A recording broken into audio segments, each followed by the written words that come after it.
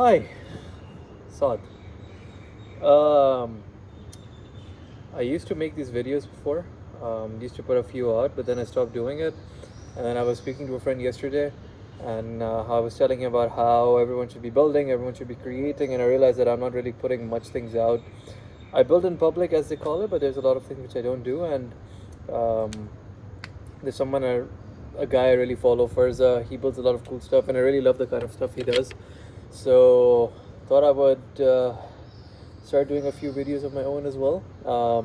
As a fun activity, we did like a panel session today with Team Sports Vector, talking about impact. Obviously, impact is defined differently, but that's something we did today. Um, I thought, what can we talk about right now? And the topic that came to mind is building teams. I feel like this is something that's worth talking about and having a conversation, because one thing I'm recognizing is, even though it comes easy to a few people, building teams is not something anyone is used to. There's a lot of stuff that goes into it, and then obviously building a team and then running a team are two different aspects, and at times you want to expand the team and then you really want to slow down the growth of your team. Those things are like, they're not easy, right? And it's worth having a conversation about that. So one thing I do acknowledge and I keep telling everyone about is, whatever I say is stuff, just me sharing my experience. I don't know everything. I'm learning everything as we go. I'm learning new things every single day, from talking to people, talking to better founders, talking to potential clients, investors, random people, watching movies, all that stuff. But at the same time, there is an acknowledgement that everything that we've been through, there are lessons that you gain from that. So I thought it would be just cool to sit down and share those. Um, I've been building teams ever since I was, in essence, a kid. Um, you know, captaining academy teams, captaining school teams. In terms of cricket, this is like outfield sport. And then when I became head boy, one of the first things I did in school was, like, I fired 9 people, which was taken by surprise by our head of secondary, because she's like, that's not what you're supposed to do anyway. There's a lot of stuff that happened there, and I was like, all right, well, I need to have these people fired so that I can function. I had a really lean team the year before. I think this was like 8 years ago or 6 years ago now. But a lot of other people had, the head boys had like 50 or 60 people in their team, or maybe 40, I'm not remembering, but ours was like less than 20 or less than 25, and we were able to do like 5 times more than them.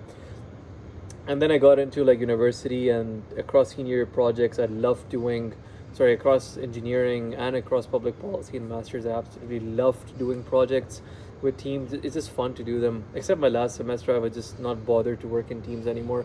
There's a saying that says, with teams you go longer, you might go slower, but you go further. And that stands very true. And then obviously in undergrad as well, I ran student organization teams. I led um, cricket team. There's a lot of learnings there as well. We did like, what, 50 events in 2 years with like 10 or 12 people, and that is a remarkable achievement now that I think about in retrospect. But then obviously after graduating, I worked at a company. I left there, and then I started to something else, left that too.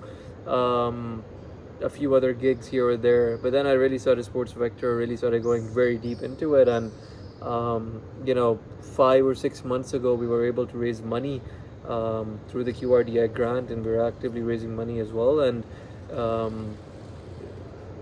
creating the key team was the first chunk of it, right? So a lot of the things I've seen around Qatar ecosystem generally is that people are able to create teams, and they call them a team, and they call them interns. And every time I used to go to events when I was starting out in founders, and people were telling me that they have teams of 10s, 15s, or 20s, I used to get like very proud of that fact, or I was like very not proud, but I was very, not excited, but very impressed by the fact that people had these huge teams. But one thing I recognized later, when I really got into, for example, QSTP here, is that a lot of these employees are not employees. They're not even paid interns. They're just free labor, as you call it. And that's something I kind of recognized from early on, that I will try to limit it to basically zero, where no one would be working for free across anything, building stuff, collecting products, collecting data. No one should be working for free, or there should be some kind of end game benefit that they get out of it. So that's something that I really set to everyone from scratch. So everyone on the team gets paid, or they get what they need to get from there. So that's where everything started. And after the QRDA grant, the idea was that we need to really create a group of people that are able to work properly, um, really 10x work properly together, and really do a good job to basically achieve that mission, right? And again, like creating the team is one big thing, but then after that, the next big part is making sure that they work together. So in a startup that's working on sports tech and with someone who has like crazy, I'm assuming I have ADHD, you really gotta go really quickly, and you really have to build a lot of things at a crazy pace. What I was looking for people who are A, flexible, B, who know a lot of stuff already in terms of like capacity, in terms of having built projects before, and then the third thing was then them being willing to learn quickly, them being willing to adapt quickly, and them being able to sacrifice their time here or there every time they need to really like do really good projects and just get together, because in tech things can go really wrong really quickly, and you really have to adapt and do those things. So my initial focus on the entire creation of a group of people for Sports Vector was on the tech side, where I really wanted to nail that down. But again, hiring is a different ball game, so I really had to sit down and figure that out.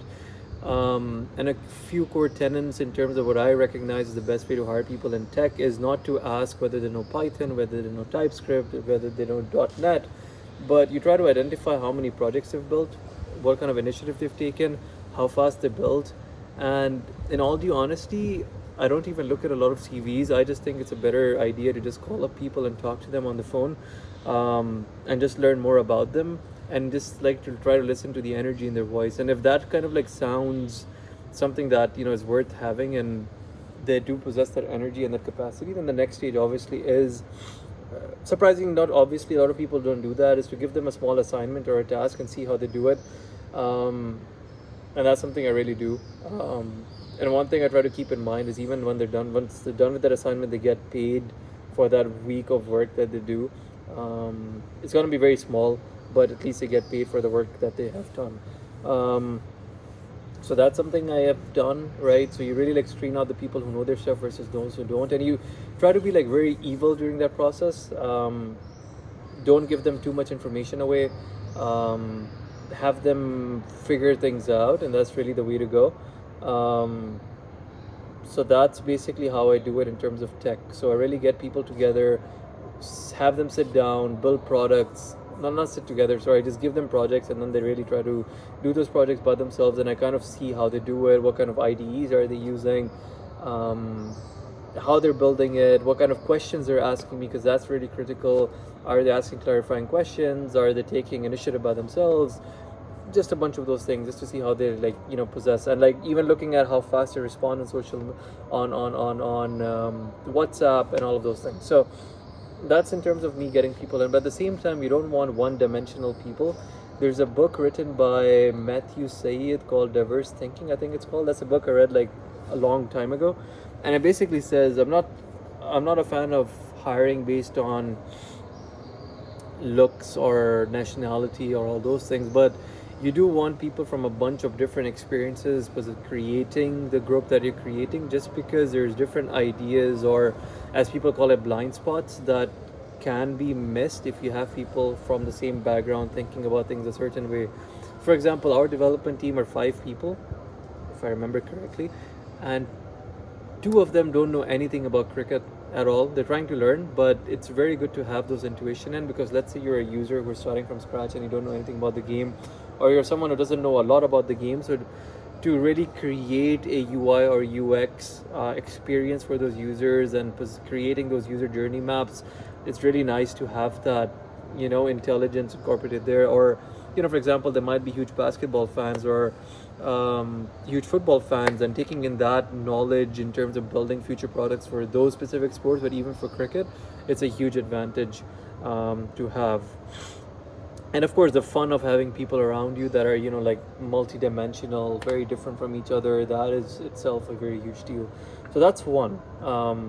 Creating a diverse team, giving them tasks, and then that's technical side. For marketing side, obviously it's different, because with marketing you need them to be exciting, you need them to be outside, you need them to complement. Yes, even with tech, I forgot to mention, this was marketing too, you need them to complement their skills. So you don't want everyone who's an expert, in this case for example Claude Code, and they don't know Cursor, or someone who's an expert in Supabase or cloud interface, but they don't really know how to design front ends using the right cloud skills. You really want to create an ecosystem of people who can really get together and build stuff together. I'm noticing the video is now 10 minutes, so I'm going to really focus on how to get the group together in this one, and maybe in the next one just look into how to have them work together and how to make sure that they're happy and they're growing and the communication is not being lost. Because there was a Harvard study that said that the best way for teams to become more productive and better is something, I think they're called connection points or something like that, where you really want people talking to each other, and the more that they talk to each other and the more that they interact with each other, the better they are in terms of, you know, the better the communication, the lower the barriers to connectivity that way too, and then ultimately the better the ideas flow and people are just more friendlier together. So that could be a next video, but for now, right, you get the tech people, then you get the marketing people. With marketing people, you really want to, one thing I've learned, you can't rely on one person to do marketing, especially for a company like ours, where we have like 6 to 8 products running in tandem and we're really growing quickly and we're on 5 different social media platforms and we're really trying to scale up. You need people to sit together and complement each other. So I went out and I looked for people, who are okay with being on camera, who can take initiative, who can spend time learning very quickly, very good with people in terms of talking, resourcefulness, you know, they have the capacity to learn quickly and also find people who can help them go faster. And more importantly, like selflessness, that's like a huge thing across all boards, where if something goes wrong, they don't start pinning the blame on someone else, but rather they try to see, okay, what went wrong and how can we fix it together. Those kind of things, you kind of look for that, and the best way to really look at those things and try to identify them is through experience and having them work together. So having people work together as a demo case and something that's like more relatable to what kind of like things or people you're looking for, and try to incorporate them into your culture. If your culture is something of velocity and it's of building quickly and breaking things and like coming back to it, you really want to encourage that during the testing case as well, so you can actually test what it's going to be like in real life. It's like sports. If you're going to go into a World Cup final, you really want to like have your training session set in such a way that it seems like a World Cup final, or it tries to like create that ecosystem or that environment where people or the players are feeling that same kind of pressure and that same kind of opponent analysis and insights, right? And you kind of predict how they're going to play, so you can actually prepare for that. So it's the same here. Like that week, you really want them to put against each other and really like see those skills, and you really want to like also highlight all the skills that you're looking for before you start. So you want mobile developers. With the world of AI, again, you don't really need to be specific into like, I want a front end developer and that's an expert in quality of assurance, right? You don't want that. What you're looking for is people who are like, for example, possess an interest in front end and they've done projects in it, and back end. And then this goes into marketing as well. You do the exact same thing here. Someone would be good in video editing, other likes videography more, and then some people would just prefer making content or planning out the scripts. You complement all that together, you create a system around it that makes them work well together, and they're going to do a really good job. So yeah, that's it in terms of this video. Maybe in the next one, we'll delve into how do you create that culture to begin with. And then the one after that hopefully might be on how do you make sure that everyone stays motivated and, you know, keeps pursuing what they're pursuing.